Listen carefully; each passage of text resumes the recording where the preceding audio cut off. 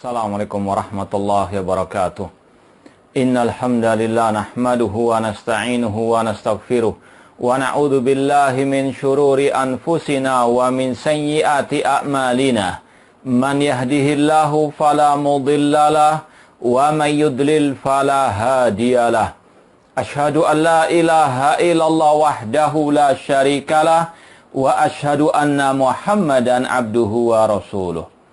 Ya ayyuhalladzina amanu taqullaha haqqa tuqatih wa la tamutunna illa wa antum muslimun.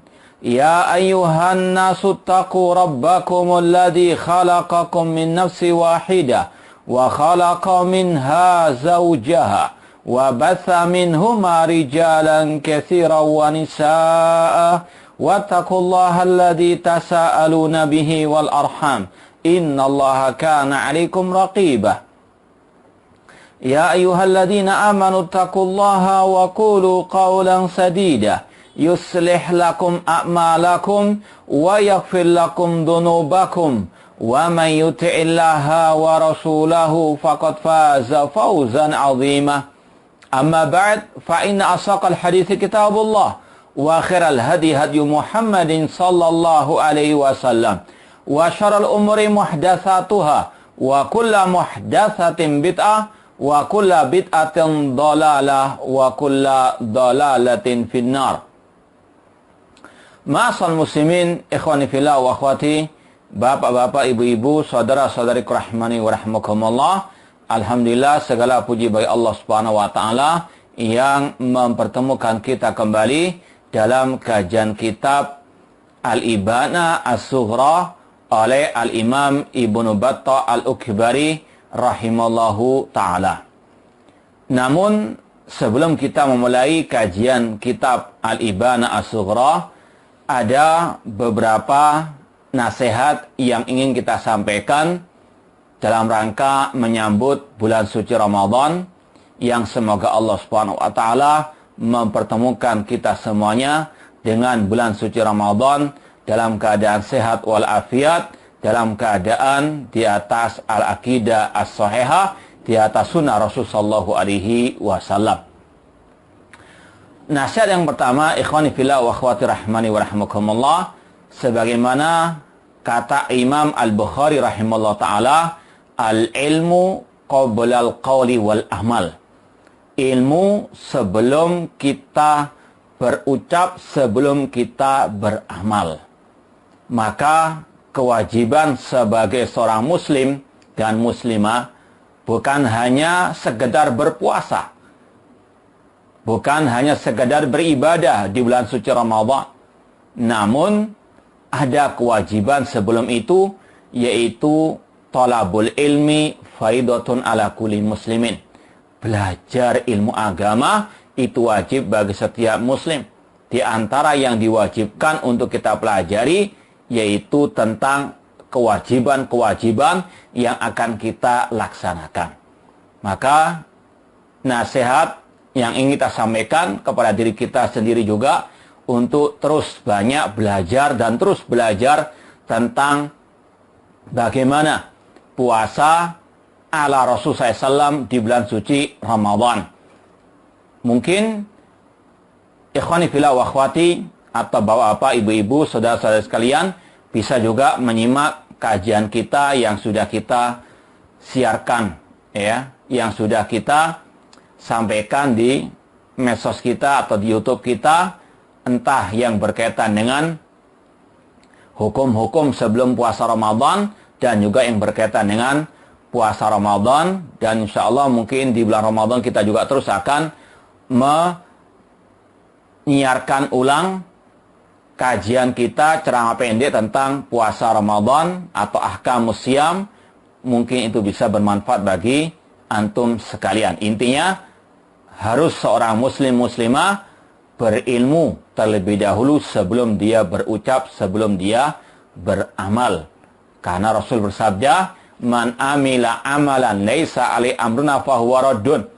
Barang siapa yang beramal ibadah tidak sesuai dengan ajaran Rasul, maka tertolak. Dan tidak mungkin kita bisa beramal ibadah mengikuti sunnah Rasul kecuali dengan kita belajar terlebih dulu apa itu sunnah Rasul, terutama dalam melaksanakan ibadah, terutama puasa di bulan suci Ramadan. Semoga Allah Subhanahu wa taala memudahkan kita, memberikan pertolongan kepada kita untuk kita bisa berpuasa di bulan suci Ramadan meskipun dalam keadaan wabah virus corona ini. Kemudian yang kedua, ikhwani fillah wa akhwati rahmani wa rahmakumullah, di antara ilmu yang harus kita ketahui yaitu dalam menentukan awal Ramadan. Apa metode yang Rasul ajarkan kepada kaum muslimin untuk menentukan awal Ramadan atau awal Syawal atau Idul Fitri? Rasul SAW bersabda dalam Sahih Bukhari, "Sumu liru'yatihi wa aftiru liru'yatihi. Fa in humma 'alaikum fa akmilu iddata Sya'ban salasi." Puasalah kalau melihat hilal dan beridul fitrilah kalau melihat hilal. Jika langit tertutup mendung, maka genapkan bilangan bulan Sya'ban 30 hari. Jadi itu metode menentukan awal Ramadan atau Idul Fitri. Yang pertama dengan melihat hilal. Kalau pada malam 30 sudah melihat hilal, maka besoknya puasa Ramadan. Itu metode yang pertama. Kalau tidak bisa, maka kata Rasul, kalau langit tertutup mendung, genapkan bilangan bulan Sya'ban 30 hari. Itu metode menentukan awal Ramadan ala Rasul sallallahu alaihi wasallam, dan itu yang wajib untuk kita yakini dan yang wajib untuk kita pegang erat. Kemudian yang ketiga, ma'asal muslimin, siapa yang berhak mengumumkan awal Ramadan tersebut? Apakah setiap orang berhak mengumumkan? Setiap ormas, setiap yayasan, apakah berhak? Tidak. Dalam sejarah para sahabat Rasulullah SAW, para sahabat meskipun mereka melihat hilal, mereka mengembalikan dulu kepada Rasulullah SAW sebagai pemimpin kaum muslimin pada waktu itu. Sebagaimana kata Abdullah bin Umar radhiyallahu anhuma, beliau mengatakan, "Tara'an nasu al-hilal." Manusia mengaku melihat hilal. Fa akhbartun Nabi sallallahu alaihi wasallam anni ra'aituhu. Aku mengabarkan kepada Rasul bahwasanya aku telah melihat hilal. Fasoma. Rasul pun berpuasa. Wa amaran nas bisiyamihi. Rasul yang memerintahkan manusia untuk berpuasa. Rasul yang mengumumkan. Meskipun yang melihat adalah Abdullah bin Umar radhiyallahu taala anhuma. Maka sekali lagi, ini yang harus kita juga pegangi, kita harus betul-betul amalkan, yaitu kita menunggu ketentuan, penentuan, pengumuman dari pemerintah kaum muslimin. Ya, mungkin insyaallah besok ya akan ada sidang isbat, dan kita tunggu pengumuman pemerintah kaum muslimin kapan awal puasa Ramadan di tahun ini. Semoga Allah Subhanahu wa taala memudahkan semua urusan kita semuanya. Kemudian yang keempat, ma'asal muslimin rahimani wa rahimakumullah, marilah kita jadikan Ramadan di tahun ini sebagai momentum yang tepat, kesempatan emas untuk kita bisa keluar dari musibah yang besar ini, wabah virus corona yang telah banyak menimpakan kesengsaraan kepada manusia di seluruh penjuru dunia, terutama di negeri yang kita cinta ini. Semoga Allah Subhanahu wa taala segera mengentaskannya dari kita semuanya. Mari kita jadikan Ramadan tahun ini sebagai momentum untuk kita bisa cepat keluar dari wabah yang sangat ganas ini.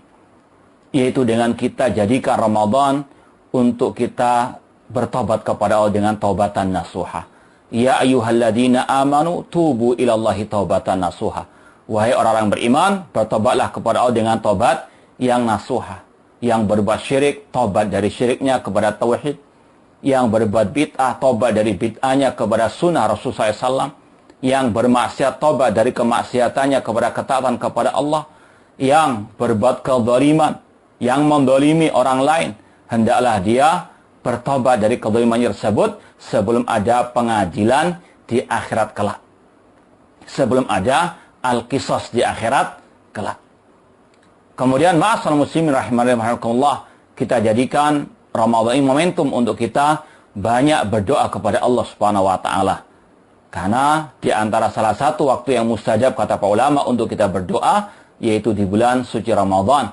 Apalagi kalau kita lihat ayat-ayat tentang puasa Ramadan atau tentang Ramadan, tentang bulan Ramadan, Allah selingi dengan firman-Nya, wa idza sa'alaka ibadi anni fa inni qarib ujibu da'wata da'i da'an. Apabila hambaku bertanya tentang diriku kepada engkau Nabi Muhammad, jawablah aku dekat, aku mengabulkan doa orang yang berdoa kepadaku.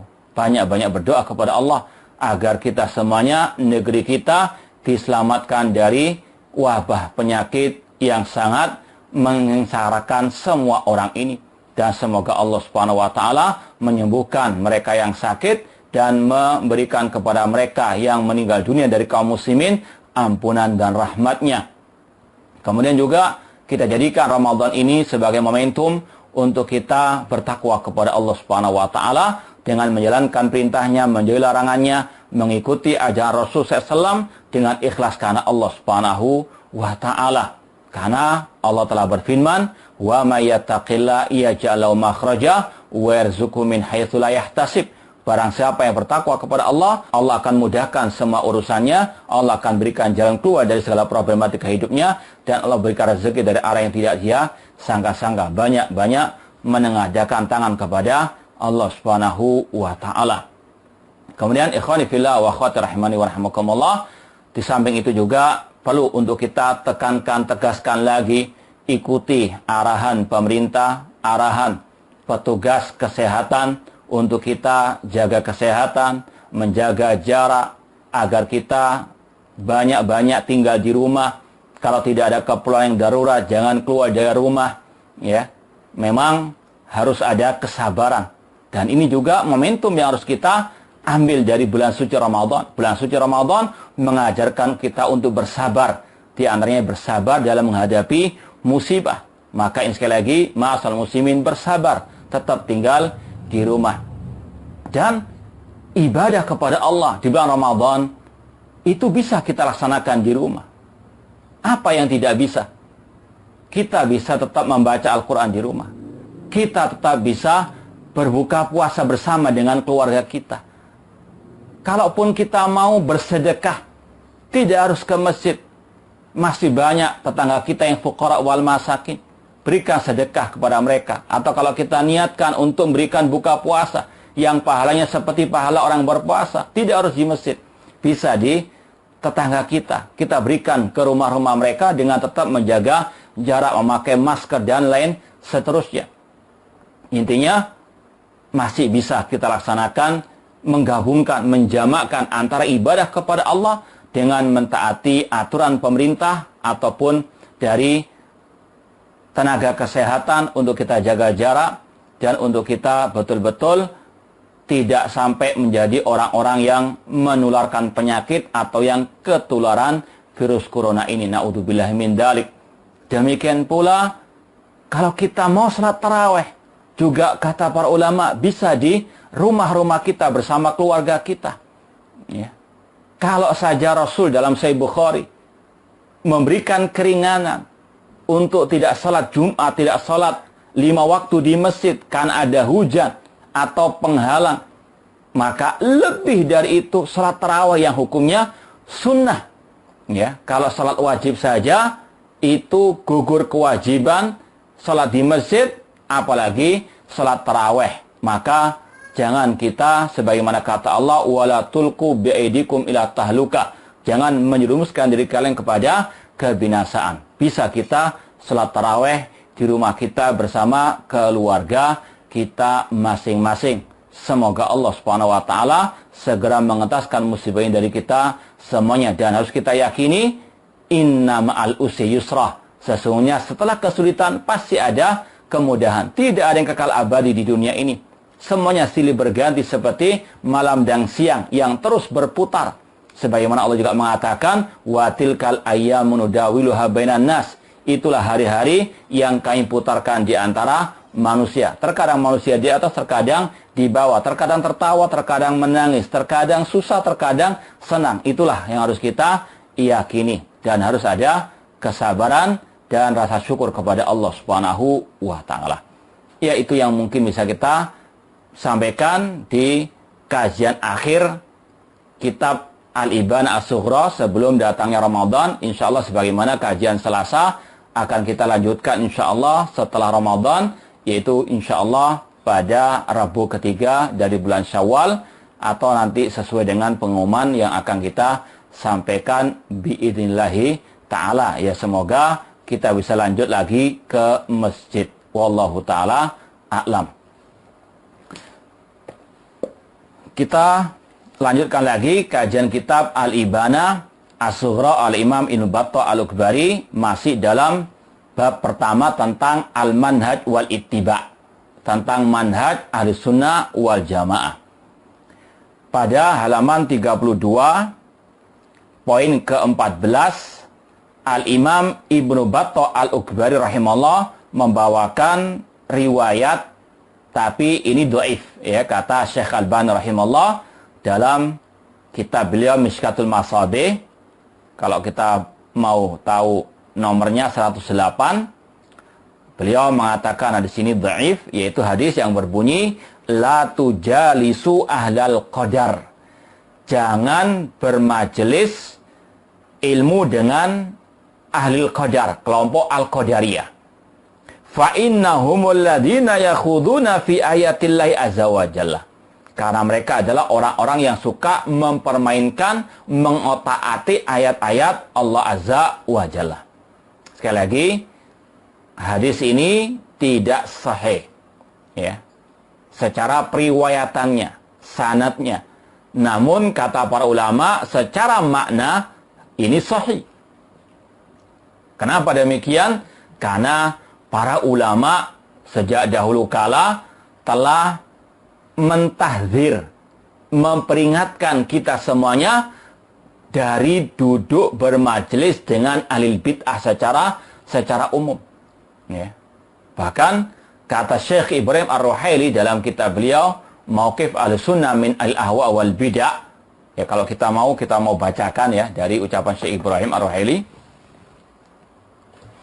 Ya, di kitab beliau Mauqif Ahlussunnah wal Jamaah min Ahlil Ahwa wal Bid'ah.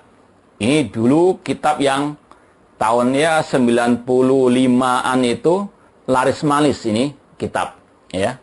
Banyak dikaji di kajian-kajian salafiyin, ya. Namun sekarang kayaknya sudah tenggelam karena banyak krisis akidah wal manhaj. Ya, kalau dulu awal-awal munculnya dakwah salafiyah, di antara kitab-kitab yang istilahnya viral, yaitu kitab-kitab tentang akidah wal manhaj, ya. Namun sekarang banyak dai-dai yang sudah metodenya dalam berdakwah sudah menyimpang dari metode Ahlussunnah wal Jamaah yang sebenarnya yang sejati. Sukanya yang slow-slow saja, nggak mau resiko kata mereka. Padahal ini salah satu mizah, ya, khasais Ahlussunnah wal Jamaah, yaitu tegas masalah akidah wal manhaj. Mereka banyak memprioritaskan tentang akidah wal manhaj tanpa mengesampingkan yang lainnya. Kata Syekh Ibrahim Ar-Ruhaili, ini pada jilid yang kedua, bukunya ada 2 jilid, ini jilid yang kedua, Mauqif Ahlussunnah wal Jamaah min al-Ahwa wal Bid'ah.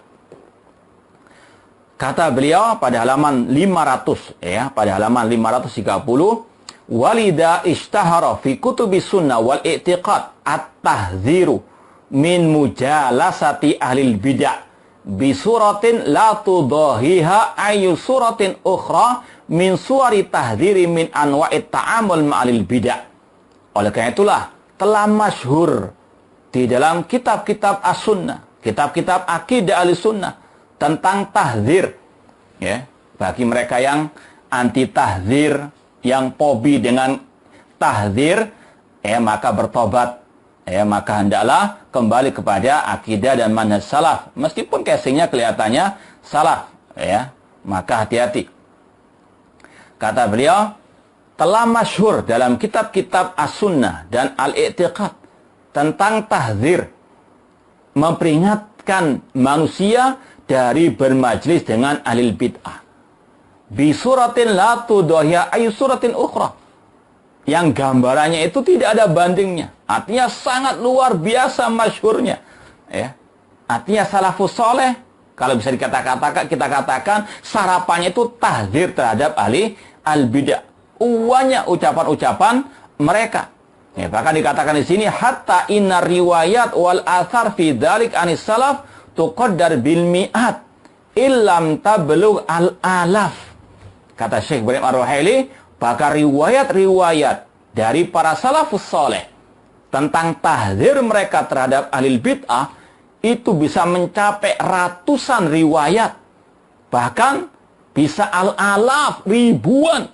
Ya, ini sekali lagi karena memang itulah manhaj as-salafus saleh yang sekarang sudah banyak ditinggalkan oleh sebagian oknum-oknum yang mengaku sebagai dai Ahlus Sunnah wal Jamaah, bahkan mereka bermesraan dengan ahli al-bidah, bahkan melontarkan fatwa bolehnya bermajlis dengan ahli al-bidah. Naudzubillah min dzalik. Ini sekali lagi yang sering kita sampaikan, ada krisis akidah wal manhaj pada sebagian dai-dai yang mengaku Ahlus Sunnah wal Jamaah. Intinya tadi, riwayat tadi yang mengatakan jangan duduk bermajlis dengan kelompok Al-Qadariyah, ini memang secara riwayat sanadnya tidak sahih, sebagaimana kata Syekh Al-Albani dalam kitab beliau Mishkatul Masabih nomor 108. Tapi kata para ulama, maknanya itu benar, yaitu wajibnya menjauh dari majlis ahli bid'ah, majlis ilmunya ahli al-bid'ah, entah di dunia nyata maupun di dunia maya. Karena ini adalah perintah dari Allah. Ini perintah dari Rasulullah SAW. Ya. Imam Ibn Battah Al-Ukbari membawakan riwayat-riwayat ini dan juga sebelumnya.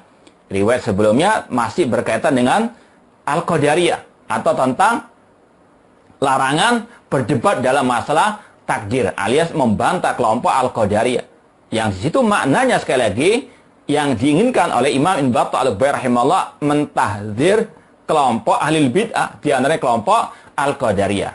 Ini beliau sebutkan sebagai permisalan saja. Jangan bermajlis dengan kelompok Al-Qadariyah. Maknanya jangan bermajlis dengan ahli bid'ah secara umum. Ya, terutama kelompok Al-Qadariyah. Siapakah kelompok Al-Qadariyah itu? Secara global kelompok Qadariyah ada dua macam. Kelompok Al-Qadariyah yang gulat, yang ekstrim, yang dikafirkan oleh ulama Ahlus Sunnah wal Jamaah, bahkan oleh sahabat Rasulullah SAW yang bernama Abdullah bin Umar radhiyallahu taala anhuma, yaitu yang muncul di zaman para tabi'in di Al-Basrah. Ya, dalam Sahih Muslim hadis yang pertama yang dikenal dengan hadis Jibril, di situ ada kisah dialog antara dua orang tabi'in, Yahya bin Ya'mar dan Humaid bin Abdurrahman, yang minta fatwa kepada Abdullah bin Umar tentang kelompok Al-Qadariyah. Jadi nggak ada masalah kita tanya kepada ahli ilmu tentang kelompok-kelompok sesat, tentang dai-dai sesat. Ini termasuk manhaj as-salaf.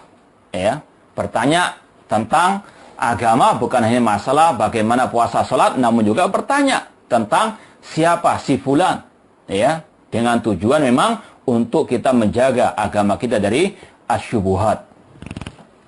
Ikhwani fillah wa akhwati rahimani wa rahimakumullah, kelompok Qadariyah yang pertama yang ekstrim, yang mana kelompok Qadariyah ini mengatakan annal amra unfun wa Allah qadar. Mereka mengingkari ilmunya Allah. Mereka mengatakan Allah tidak mengetahui sesuatu sampai terjadinya sesuatu itu. Ini keyakinan kelompok Al-Qadariyah yang ekstrim. Dan mereka menolak takdir Allah Subhanahu wa ta'ala. Yang mana Abdullah bin Umar mengatakan, "Walladzi nafsi biyadi law anna li'adihim misla dhahabin misla Uhudin dahaban fa anfaqahu ma qabilallah hatta yu'mina bil qadar. Demi Allah, seandainya salah seorang di antara mereka menginfakkan satu gunung Uhud emas, tidak akan Allah terima sampai dia beriman kepada takdir. Kata Imam Nawawi, ini adalah ketegasan penjelasan Abdullah bin Umar tentang kafirnya kelompok Al-Qadariyah. Ini kelompok Qadariyah yang ekstrim, yang sudah dikafirkan oleh para ulama. Dan Imam Asy-Syafi'i rahimahullah pernah berkata, naziru al-qadariyata bil ilmi fa in aqarru khusimu fa in ankaru kafaru. Kata Imam Asy-Syafi'i rahimahullah, berdialoglah dengan kelompok Qadariyah tentang masalah ilmunya Allah. In aqarru, jika mereka mengikrarkan, meyakini, membenarkan tentang ilmunya Allah yang mendahului segala sesuatu. Allah mengetahui segala sesuatu sebelum terjadi sesuatu itu. Kalau mereka meyakini, mengakuinya, maka mereka telah kalah dalam dialog. Wa in angkaru, namun jika mereka mengingkari ilmunya Allah, kafaru, mereka kafir. Ini kelompok Qadariyah yang pertama, yang sangat ekstrim.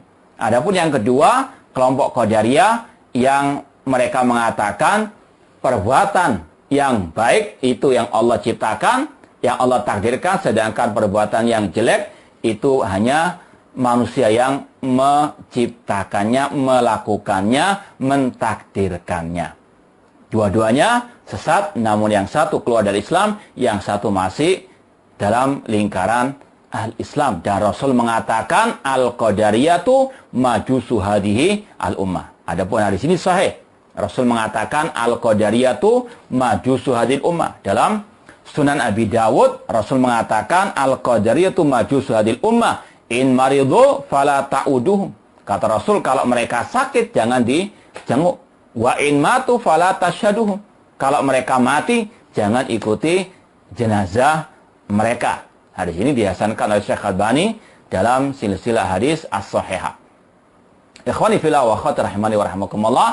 Intinya sekali lagi, pembahasan Imam Ibnu Battah poin ke-12, 13, 14, riwayat-riwayat tentang masalah takdir dan tentang kelompok Qadariyah. Intinya, kewajiban kita berpegang teguh dengan Al-Quran dan Sunnah Rasulullah SAW dengan pemahaman salaf, terutama tentang masalah takdir, dan wajib kita menjauhi kelompok Al-Qadariyah atau yang semisal dengan mereka dari kelompok-kelompok ahli al-bid'ah. Kita lanjutkan lagi halaman 33 poin ke-15.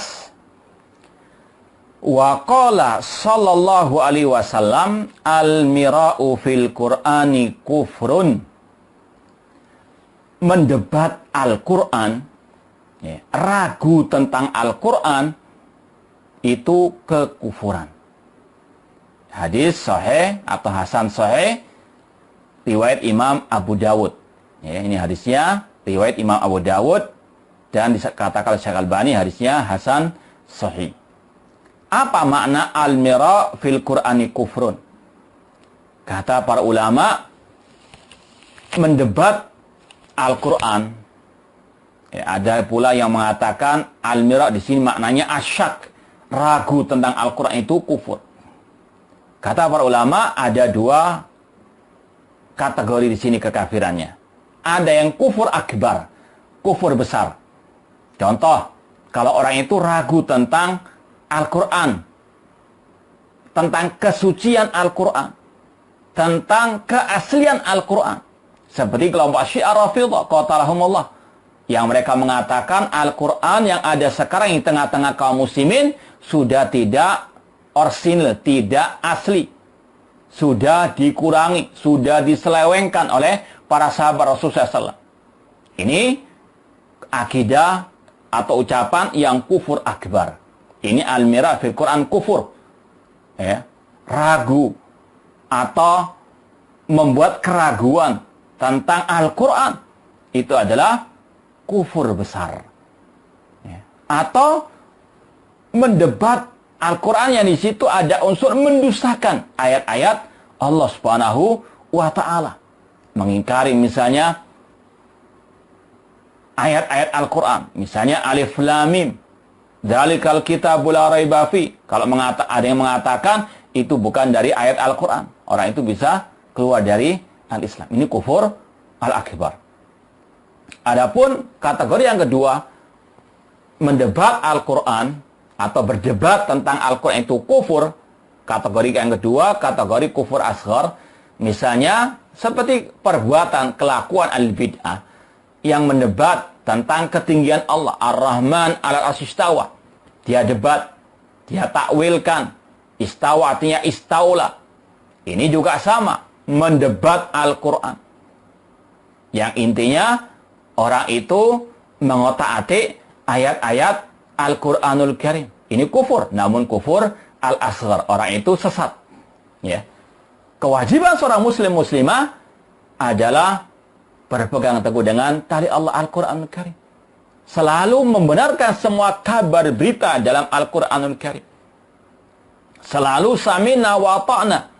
Kalau dalam masalah kabar berita, sami'na wa sadaqna. Kami mendengar, kami membenarkan. Kami mendengar dan kami membenarkan. Kalau dalam masalah perintah, kami dengar sami'na wa ta'na. Ini sifat orang muslim yang sejati.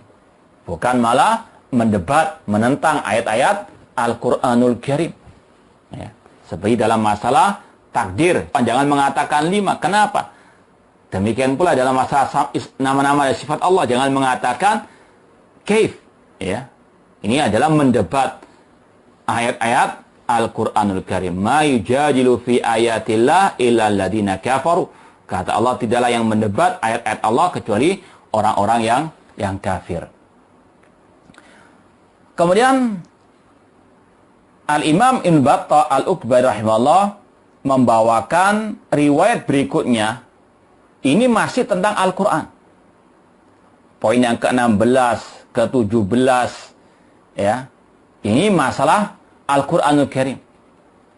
Yang mana kata para ulama, maksud dari Al-Imam Ibn Battah Al-Ukbari rahimahullah di sini, yang pertama adalah menyeru agar kita berpegang teguh dengan Al-Quranul Karim.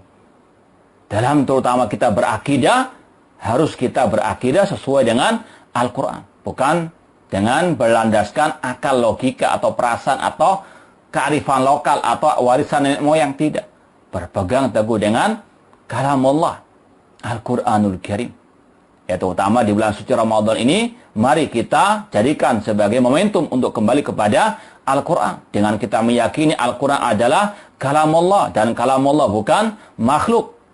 Ya, kemudian kita jadikan Al-Quran sebagai bacaan kita sehari-hari. Ya, kemudian yang ketiga, kita pelajari isinya. Ya, karena tidak cukup hanya membaca saja, harus kita pahami. Afala yatadabbarun Al-Quran. Tidakkah mereka mentadaburi ayat-ayat Al-Quran? Ini tidak perlu tadarus di masjid kalau di kala seperti ini. Cukup di rumah bersama anak dan istri kita, dengan keluarga kita. Apalagi Rasul mengatakan, la taj'alu biyutakum maqabir. Jangan jadikan rumah kalian seperti kuburan. Kalau di kuburan jangan baca Al-Quran. Rumah jadikan tempat membaca Al-Quran. Fa inna syaitan yafiru minal baiti la yuqra fi suratul Baqarah. Karena setan akan lari dari rumah yang dibacakan di dalamnya surat Al-Baqarah. Kemudian kita amalkan apa yang ada dalam Al-Quran Karim, dan kita seru kaum muslimin untuk kembali kepada Al-Quranul Karim yang Allah turunkan di bulan suci Ramadan, syahr Ramadan alladzi unzila fihi Al-Quran. Dan Imam Ibn Battah membawakan riwayat-riwayat ini tentang Al-Quranul Karim, tentang juga kalam Allah, untuk juga mentahdzir kita dari bahayanya ahlul bid'ah, terutama mereka-mereka yang menyimpang di dalam pembahasan Al-Quran, baik dari kelompok Jahmiyah, kelompok Mu'tazilah, kelompok Asy'ariyah ataupun yang lainnya yang menyimpang dalam masalah kalamullah. Ya, kalau kelompok Jahmiyah jelas mereka mengingkari nama-nama dan sifat Allah. Adapun kelompok Mu'tazilah, mereka mengatakan Al-Quran adalah makhluk. Ya, ada pula kelompok ahli kalam yang lainnya mengatakan Al-Quran itu adalah istilahnya fotokopian dari kalamullah. Ya, karena kalamullah kata mereka adalah bisikan hatinya Allah. Ya, Allah ketika berbicara kata mereka tidak dengan suara dan tidak dengan huruf. Ketika Allah menurunkannya kepada Jibril, Allah nggak berbicara dengan suara, namun Jibril paham apa yang ada dalam diri Allah Subhanahu wa taala. Atau ungkapan yang lainnya, Al-Qur'an itu adalah ungkapan, ya, bukan asli firman Allah, tapi itu istilahnya, ya, adalah fotokopian, ya, dari kalam Allah. Naudzubillah min dzalik. Imam Ibnu Battah Al-Baghawi membawakan riwayat-riwayat ini untuk mentahdzir kita dari bahaya kelompok-kelompok sesat tersebut, dan kita, ya, menjauh dari manhaj mereka, terutama tentang Al-Qur'anul Karim. Poin yang ke-16, wa qala sallallahu alaihi wasallam, Rasul sallallahu alaihi wasallam bersabda, innakum la tarji'una ilallahi bi syai'in afdala mimma kharaja minhu, yakni Al-Qur'an. Sesungguhnya kalian tidaklah mendekatkan diri kepada Allah dengan sesuatu yang lebih afdal dari apa yang keluar dari Allah Subhanahu wa taala. Yakni maksudnya Al-Qur'an. Maksudnya bahwasanya di antara ibadah yang mulia adalah berpegang teguh dengan Al-Qur'anul Karim yang keluar dari Allah. Inilah akidah Ahlussunnah yang mengatakan innal Qur'an kalamullah minhu bada. Ya, kalau kita baca misalnya akidah Thahawiyah, Imam Thahawi mengatakan innal Qur'ana kalamullah, sesungguhnya Al-Qur'an adalah kalamullah minhu bada. Darinya lah berasal. Kata-kata minhu bada itu diantaranya dari hadis ini. Ini hadisnya sahih riwayat Imam At-Tirmidzi. Ya, hadis ini sahih riwayat Imam Tirmidzi, disahihkan oleh Syekh Al-Albani rahimahullah dalam silsilah hadis as-sahihah. Sesungguhnya kalian tidaklah mendekatkan diri kepada Allah, kembali kepada Allah dengan sesuatu yang lebih afdal, lebih mulia dari apa yang keluar dari Allah, yaitu Al-Qur'anul Karim. Ya, apalagi di bulan suci Ramadan, bulan diturunkannya Al-Quran, maka kita kembali kepada Al-Quranul Karim dengan tadi meyakininya sebagai kalam Allah. Kemudian yang kedua, meyakini bahwasanya kalam Allah itu bisautin wa harfin, ya, dengan suara dan dengan huruf. Ini seperti yang kita sampaikan, Imam Ibnu Battah Al-Baghawi membawakan riwayat ini untuk menyeru kita berpegang teguh dengan Al-Quran. Jadikan Al-Quran sebagai pedoman hidup kita. Al-Quran itu sebagai hujjah, sebagai dalil. Ya, dalil itu ada pada Al-Quran dan Sunnah Rasulullah SAW. Ya. Adapun ucapan ustadz, ya, bahkan ucapan individu, ya, ucapan individu dari sahabat, individu dari tabi'in bukan hujjah. Ya, kalau seandainya ucapan atau perbuatan individu dari salaf itu hujjah, maka boleh kita mengkudeta pemimpin muslim. Karena ada riwayat Husain, ya, cucunya Rasul, mengkudeta Hajjaj bin Yusuf. Ya, hujjah itu pada qala Allah wa qala ar-Rasul sallallahu alaihi wasallam. Ya, maka hati-hati dengan syubhat. Terkadang inginnya katanya salaf, tapi ambil yang cocok dengan, ya, hati hawa nafsunya untuk melegalkan kebid'an kesesatannya. Ya, kita harus paham ucapan salaf, ya, sebagian atau individu salaf dari sahabat tabi'in dan tabi'in ditimbang lagi dengan Al-Quran dan Sunnah Rasul sallallahu alaihi wasallam.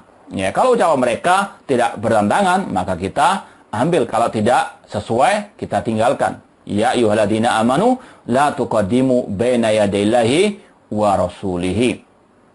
Intinya Al-Imam Ibnu Battah Al-Baghawi membawakan riwayat ini untuk menyeru kita berpegang teguh dengan Al-Quran. Dan itu tidak akan mungkin terwujud kecuali dengan kita juga berpegang teguh dengan Sunnah Rasul. Dan itu tidak akan mungkin bisa kita pahami dengan benar kecuali lewat pemahaman para sahabat Ar-Rasul sallallahu alaihi wasallam. Dan sekaligus kata para ulama, ini adalah tahdzir dari Imam Ibnu Battah Al-Baghawi untuk kita waspada, menjauh dari ahli bid'ah, terutama yang menyimpang dalam masalah Al-Qur'anul Karim. Entah menyimpang dalam masalah tadi, Al-Quran kalamullah minhu bada. Ya, kelompok Jahmiyah Mu'tazilah mengatakan Al-Quran itu makhluk, naudzubillah min dzalik. Ya, atau yang mengatakan Al-Quran itu adalah kalamullah, namun kalamullah itu bukan dengan soal dengan huruf. Ini juga menyimpang. Harus kita menjauh dari mereka. Ini diantara maksud beliau membawakan riwayat-riwayat ini. Kalau pembahasan sebelumnya masalah takdir, hati-hati dengan ahlul qadar.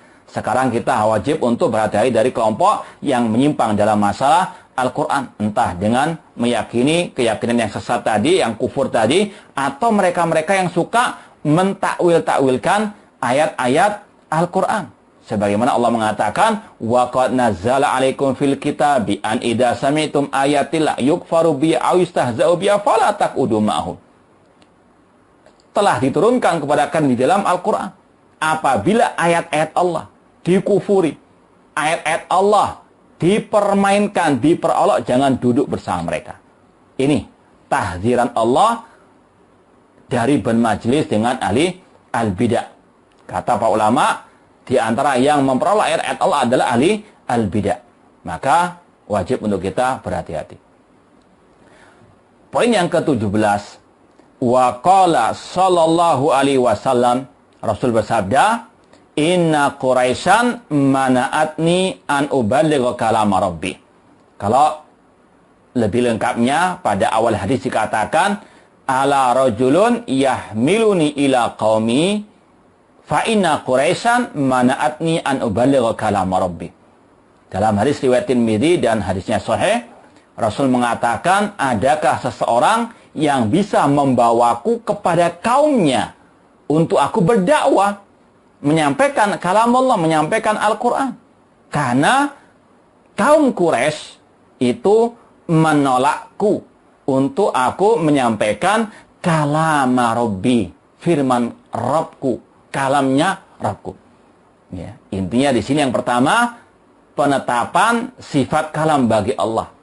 Itu yang pertama, Allah punya sifat al-kalam sesuai dengan kebesarannya. Allah berbicara dengan Nabi Adam, berbicara dengan malaikat, Allah berbicara dengan Nabi Musa alaihissalam, wa kallamallahu Musa taklima. Demikian pula Al-Quran adalah kalam Allah. Ini yang kedua, Al-Quran adalah kalam Allah. Karena Rasul mengatakan kalama Rabbi, dan kalam Allah bukan makhluk. Ya, kemudian poin intinya di sini juga bahwasanya Al-Imam Ibnu Battah Al-Akhbari mentahdzir kita dari kelompok-kelompok yang menyimpang dalam masalah Al-Quran. Ya, di antaranya dari kelompok Jahmiyah, Mu'tazilah, Asy'ariyah, dan seterusnya. Kemudian yang bisa kita petik dari hadis ini juga, bahwasanya tidaklah yang menyampaikan al-haq itu diterima oleh semua orang. Ya, di sini Rasul mengatakan sesungguhnya Quraisy menolakku untuk aku menyampaikan Al-Qur'anul Karim. Ya, bahwasanya memang inilah manusia. An-nas ajnas, kata orang Arab. Manusia itu bermacam-macam. Nggak semuanya itu bisa pro dengan kita. Nggak semuanya juga kontra dengan kita. Pasti ada pro dan kontra. Rasul yang luar biasa akhlaknya, yang Allah puji dalam Al-Quran, innaka la'ala khuluqin azim, ditolak dakwah beliau. Padahal yang beliau sampaikan adalah kalam Allah. Ya. Namun sebaliknya, orang-orang kafir Quraisy menerima ucapan tukang sihir, dukun, dan sebagainya. Dan sekarang juga sama. Ya. Orang-orang yang menyampaikan syubhat, orang-orang yang menyampaikan ucapan-ucapan filsafat diterima, dijadikan dosen dan seterusnya. Yang menyampaikan tauhid diusir, naudzubillahi min dzalik. Ini sama dengan kelakuan orang-orang musyrikin jahiliyah. Yang menyampaikan al-haq ditolak, yang menyampaikan kebatilan diterima. Makanya sunatullah, yang menyampaikan apa yang disampaikan Rasul pasti akan ditolak. Ya, illa man rahimallah. Kata Rasul SAW, adakah seseorang yang membawaku kepada kaumnya? Karena orang-orang Quraisy menolakku, mengusirku, tidak menerimaku untuk aku menyampaikan kalam Rabbi. Ini sama intinya dengan poin yang ke-15-16, yaitu seruan untuk kita kembali kepada Al-Quranul Karim. Ya, dan sekaligus tahzir, larangan bermajlis dengan kelompok-kelompok yang menyimpang dalam masalah Al-Quranul Karim. Kemudian poin yang terakhir, yang ke-18, wa qala sallallahu alaihi wasallam, li Jabir, Rasulullah SAW bersabda kepada Jabir bin Abdullah, a'alimta anallaha ahya abaka fakallamahu kifahan. Rasulullah SAW bersabda kepada Jabir bin Abdullah, ini hadisnya agak panjang dalam Sunan Tirmidzi. Ya, kita mau baca hadis ya lengkap.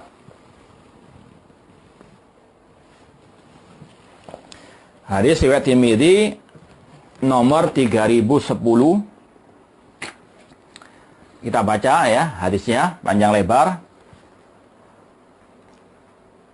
Kata Jabir bin Abdullah radhiyallahu anhu atau radhiyallahu anhuma, beliau berkata, lakiani Rasulullah SAW. Rasulullah SAW pernah berjumpa denganku. Faqala li ya Jabir mali araka munkasiran.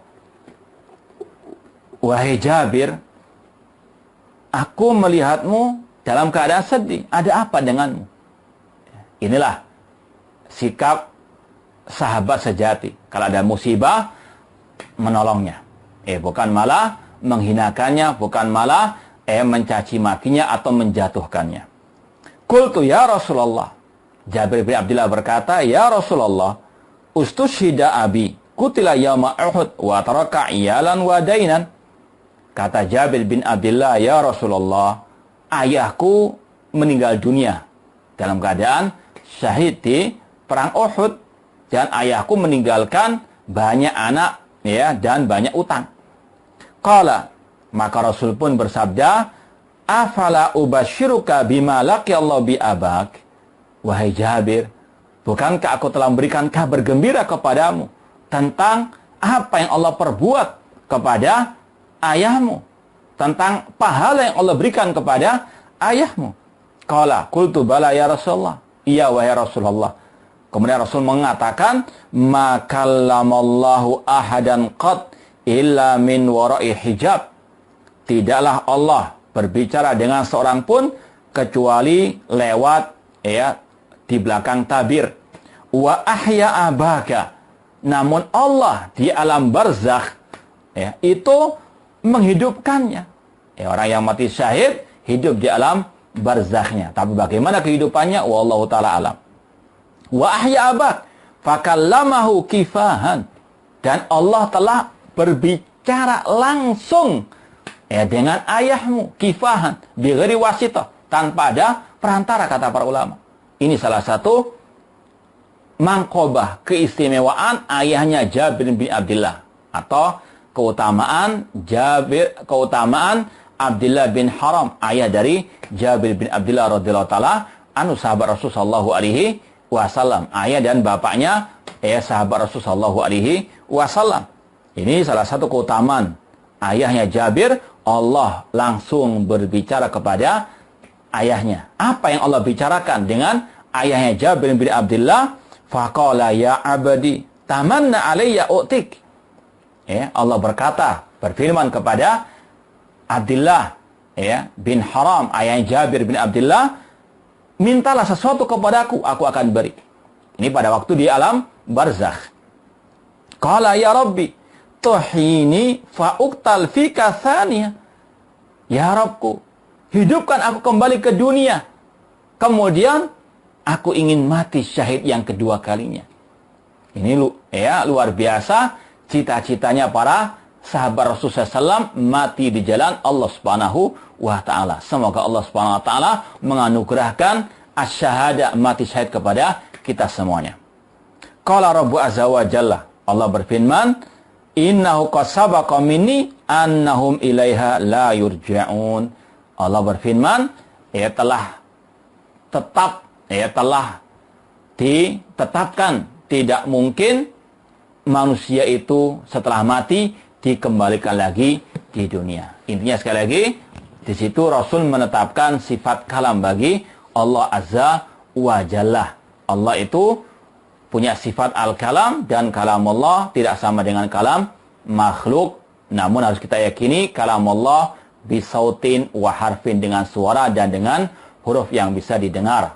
Ya, insyaallah ini sudah sering kita sampaikan, terutama dalam kajian kemarin, kajian kitab al-iqtisad fil i'tiqad pada bab tentang masalah Al-Quran kalamullah ini sudah kita bahas ya panjang lebar, bisa didengarkan lagi di kajian tersebut. Wallahu taala a'lam.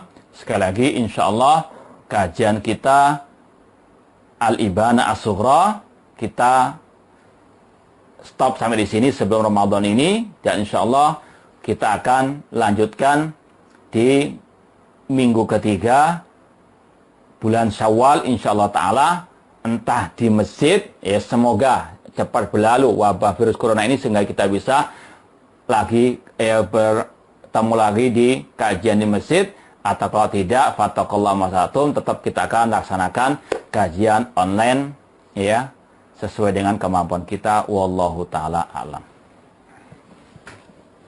Ya, kita baca pertanyaan sudah masuk. Ya, bagaimana pandangan Islam tentang teori konspirasi? Ya, harus kita tetap waspada, berhati-hati dari setiap orang yang suka komentar atau yang suka nggatuk-nggatukkan. Ya, seperti yang kita dengar beberapa saat yang lalu, virus corona itu ya disebarkan oleh setan-setan dari kalangan jin. Ya, dalilnya adalah suara jin atau ucapan jin yang diruqyah, yang masuk ke dalam tubuh seorang manusia. Naudzubillah min dalik. Ya, ucapan setan jadikan ya dalil atau jadikan sebagai kabar berita seolah-olah hak, pada Rasul mengatakan shadaqaka wa huwa kadzub, ya, dia pendusta. Maka hati-hati dengan orang-orang yang jangan sekali lagi mendengarkan celotehan orang-orang yang hanya berkomentar lewat ya ramal-ramalannya ataupun lewat akal-akalannya. Ya, kita kembalikan kepada fas'alu ala dzikri in kuntum la ta'lamun. Bertanya kepada para ahli ulama. Nah, bukan kepada yang ngelama. Tentang membayar fidyah, entah bagi yang sakit, yang sudah nggak ada harapan untuk bisa mengqadha puasa, atau bagi yang hamil atau yang menyusui, membayar fidyah bisa dengan bahan yang mentah, seperti bayar ya misalnya beras 1 mud ya. Kalau zakat fitr yang kita keluarkan itu 2,5 kilo, itu dibagi 4, itu ketemunya 1 mud. 1 hari nggak puasa 1 mud itu bahan mentah.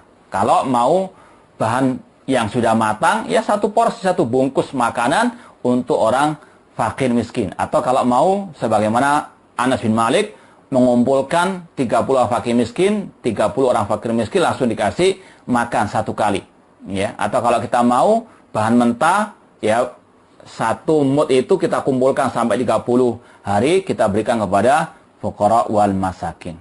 Nah, ya, membaca Al-Qur'an di mana saja, dengan media apa saja, insya Allah sebagaimana kata Rasul, membaca 1 huruf mendapatkan 10 kali lipat. Karena Al-Quran itu adalah kalamullah, di mana saya dia tertulis, dia tetap sebagai kalamullah. Wallahu a'lam. Apakah ada salat id di rumah? Yang benar, tidak ada salat id di rumah. Ini sebagaimana yang disampaikan oleh Syekh Muhammad bin Shalih Al-Utsaimin dalam kitab beliau Syarh Mumti'. Nanti dilihat bahwasanya yang benar bahwasanya tidak ada salat id di rumah. Artinya kalau memang nanti tidak ada salat id di lapangan, maka gugur kewajiban salat id tersebut. Fattaqullaha masatum, la yukallifullahu nafsan illa wus'aha. Dan kita yakini sebagaimana kata Rasul, idza maridul abdu aw safara kutiba ma kana ya'malu sahihan muqiman. Apabila seorang hamba itu sakit atau dia safar atau ada halangan untuk dia beribadah, maka dia akan tetap mendapatkan pahala sebagaimana dia beribadah ketika sehat dan ketika dia mukim. Jadi wallahu alam, yang benar tidak ada salat id di rumah. Apa nasihat antum ketika Ramadan? Apakah kita mengutamakan membaca Al-Quran saja atau tidak? Mengapa sambil membaca kitab-kitab yang lain? Karena melihat para ulama mengutamakan membaca Al-Quran. Kita kumpulkan 2 keutamaan. Tetap membaca Al-Quran, dan tetap kita mentadaburi isi Al-Quran, dan kita juga mengikuti kajian-kajian yang ada yang di atas Al-Quran dan Sunnah dengan pemahaman para salafus saleh, atau membaca kitab-kitab para ulama al-sunnah wal jamaah. Nah,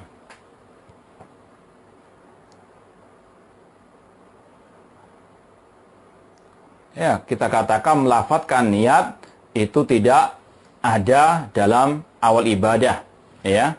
Entah puasa ataupun sholat, ya, niat itu dalam hati. Kita tahu bahwa di Indonesia ada beberapa kelompok yang dikatakan majelis bid'ah. Saya sendiri tidak ragu terhadap hal tersebut. Namun, beberapa kali saya melihat postingan-postingan yang secara langsung mengatakan bahwa kelompok-kelompok tersebut sesat. Bahkan sampai menghina para tokoh di majelis tersebut. Ya, kita katakan, ya, yang sesat, katakan sesat. Ya, katakan kalau dia ahlul bid'ah, ya ahlul bid'ah. Sesuai dengan bukti yang ilmiah dan dengan hujah yang nyata. Ya, artinya sekali lagi, jangan kita berkhianat kepada umat. Yang sesat kita katakan, ya, di atas kebenaran. Ini mengkhianati amanah ilmiah. Ya. Dan ini yang kita sayangkan, ada salah satu, ya, orang yang menisbatkan kepada dakwah salafiyah dan dia berdusta dengan mengatakan perbedaan mereka dengan kita seperti perbedaan antara imam madhab Imam Syafi'i dengan Imam Ahmad, Imam Syafi'i dengan, ya, muridnya Imam Abu Hanifah Muhammad bin Hasan Asy-Syaibani dan sebagainya. Ini adalah talbis. Naudzubillah min dzalik. Ini sesat, ini batil. Maka wajib untuk kita berhati-hati. Ini yang mungkin bisa kita sampaikan pada akhir kajian sebelum Ramadan ini. Mudah-mudahan bermanfaat. Semoga Allah Subhanahu wa taala senantiasa memberikan kepada kita keistiqomahan di atas akidah salaf dan manhaj salaf sampai akhir hayat kita nanti, dan mudah-mudahan kita masih bisa memberikan kajian di bulan suci Ramadan. Insyaallah kita akan umumkan kalau memang ada. Wallahu taala a'lam. Aqul qouli hadza wa jazakumullahu khairan katsira. Wassalamualaikum warahmatullahi wabarakatuh.